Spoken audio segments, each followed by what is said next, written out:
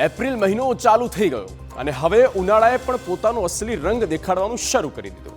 બહાર નીકળતા જ ગરમી રીતસરની દઝાડતી હોવાનો અનુભવ સૌ કોઈ કરી રહ્યું છે. જો કે ગરમીનું પ્રમાણ હજુ પણ વધશે, માટે તૈયાર રહેજો આ પ્રચંડ ગરમી સામે ટકી રહેવા.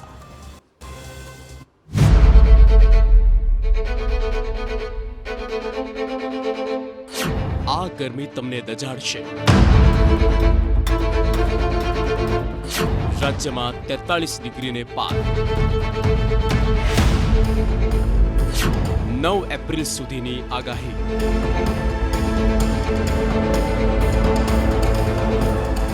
થોડા દિવસથી મધ્ય ગુજરાત અને દક્ષિણ ગુજરાતમાં વાવાઝોડા સાથે વરસાદની આગાહી કરવામાં આવી હતી, જેના પગલે આ વિસ્તારોમાં ગરમીમાં થોડી રાહત હતી.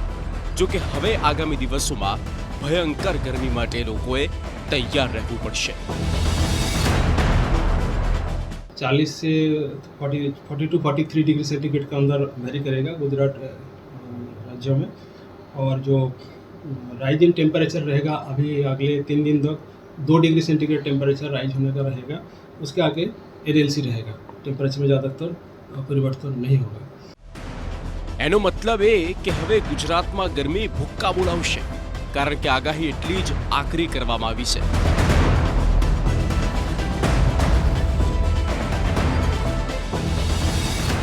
આ ગરમીથી બચવા માટે અમદાવાદના લાલ દરવાજા વિસ્તારમાં એએમટીએસ બસ સ્ટોપ પર ઓઆરએસની સુવિધા ઊભી કરવામાં આવી છે. મુસાફરોને ધ્યાનમાં રાખીને આ ખાસ વ્યવસ્થા ઊભી કરવામાં આવી. વધતા તાપમાને કારણે લોકો માટે આ સુવિધા આશીર્વાદરૂપ સાબિત થઈ રહી છે. વોટર સ્પ્રિંકલર સિસ્ટમને કારણે પણ ગરમીથી રાહત મળી શકે છે. ખાસ તો વિદ્યાર્થીઓ અને વડીલો માટે આ સુવિધા હાશકારો આપશે. રોડ ટ્રાન્સપોર્ટનો ઉપયોગ કરનાર પ્રવાસીઓ માટે પણ આ જે સમય છે, બપોરનો સમય ખૂબ કઠિન થઈ જાય છે. પરંતુ જે પ્રકારે અહીંયા પ્રશાસને, અમદાવાદ મ્યુનિસિપલ કોર્પોરેશને વ્યવસ્થા કરી છે, જે ઓઆરએસના પેકેટ છે, ઓઆરએસના પેકેટ અહીંયા જે પ્રવાસીઓ અહીંયા આવે છે તો એમના માટેની વ્યવસ્થા કરવામાં આવી છે કે તેઓ આ પેકેટ પીવે. સ્વાભાવિક રીતે ગરમીથી બચવું હોય તો આ પ્રકારના જે પીણા છે એ એમના માટે ખૂબ જરૂરી છે કે જેનાથી ગરમીથી બચી શકાય અને જે આરોગ્ય છે એ આરોગ્યમાં મતલબ ડિહાઇડ્રેટ થઈને મુશ્કેલી ઊભી ન થાય. રાજ્ય સરકારે પણ માર્ગદર્શિકા જાહેર કરી છે અને લોકો જે આ પ્રકારે ટ્રાવેલ કરે છે, પ્રવાસ કરે છે, તો એમના માટેની આ વ્યવસ્થા જે છે એ ઉત્તમ વ્યવસ્થા કહી શકાય. તો બસ સ્ટેશન પર હળવા પાણીના ફુવારા પણ ગોઠવવામાં આવ્યા, જેથી લોકોને શાતા મળે. લોકો પણ આવી કાળઝાળ ગરમીમાં તંત્રની વ્યવસ્થાના વખાણ કરી રહ્યા છે.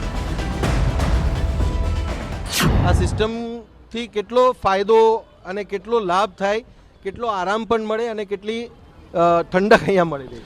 તો અમે જ્યારે ગરમીમાંથી બહાર આવીએ, કોલેજમાં બસમાં ટ્રાવેલ કરીને જ્યારે અમે અહીંયા આવીએ, આ સ્ટેન્ડ ઉપર જ્યારે બેસીએ તો આ સ્પ્રિંકલથી અમને ઘણી ઠંડક મળે છે અને બસ ઠંડકનો અહેસાસ થાય છે અને ગરમીથી ખૂબ રાહત મળે છે.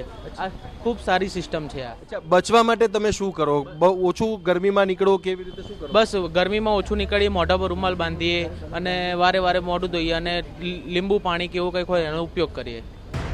હવામાન વિભાગે પ્રચંડ ગરમીની આગાહી કરી છે.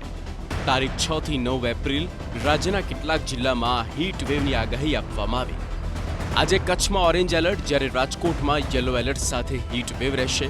હવામાન વિભાગના ડાયરેક્ટરનું અનુમાન જોઈ લઈએ. आने वाला अगले 9 तारीख तक 6 से लेकर 9 अप्रैल तक जो सौराष्ट्र कच्छ रीजन है हीट वेव वार्निंग दिया गया है. और जो गुजरात क्षेत्र की नॉर्दर्न डिस्ट्रिक्ट है वो 7 से 9 अप्रैल तक हीट वेव का वार्निंग दिया गया है. D1 में जो डिस्ट्रिक्ट सौराष्ट्र कच्छ में आ रहा है, इसमें हमारा कच्छ आ रहा है, राजकोट आ रहा है. कच्छ के लिए हम आज ऑरेंज अलर्ट दिए हैं और अगले 2 दिन उसे रेड वार्निंग भी दिया गया है. 6 થી 9 એપ્રિલ હીટ વેવની આગાહી. કચ્છમાં ઓરેન્જ એલર્ટ, રાજકોટમાં યલો એલર્ટ. આવતીકાલે કચ્છમાં રેડ એલર્ટ. રાજકોટ 2 દિવસ માટે ઓરેન્જ એલર્ટ. મોરબીમાં 2 દિવસ ઓરેન્જ એલર્ટ. પોરબંદરમાં 2 દિવસ યલો એલર્ટ. જૂનાગઢમાં 2 દિવસ યલો એલર્ટ. બનાસકાંઠા, સાબરકાંઠામાં પણ યલો એલર્ટ. પાટણ, મહેસાણામાં યલો એલર્ટ. 7 થી 9 એપ્રિલ ઉત્તર ગુજરાતમાં હીટ વેવની આગાહી. રાજ્યમાં સૌથી વધુ ભુજમાં 44.5 ડિગ્રી તાપમાન, જ્યારે અમદાવાદમાં 41.3 ડિગ્રી તાપમાન. દરિયા કિનારાના વિસ્તારોમાં 7 થી 9 એપ્રિલ ભેજવાળું વાતાવરણ રહેશે. હવામાન વિભાગના જણાવ્યા મુજબ આગામી એપ્રિલ મહિનાથી મે સુધીમાં આકરી ગરમી જોવા મળશે. રાજ્યમાં એપ્રિલ મહિનાના આરંભ ગરમીનું તીવ્ર મોજું જોવા મળી શકે. મોટા ભાગના જિલ્લાઓમાં તાપમાન સતત ઊંચકાઈ રહ્યું છે અને માટે જ આ ગરમીથી બચવા તૈયાર રહેવું પડશે. સચિન પાટીલ, TV9 અમદાવાદ.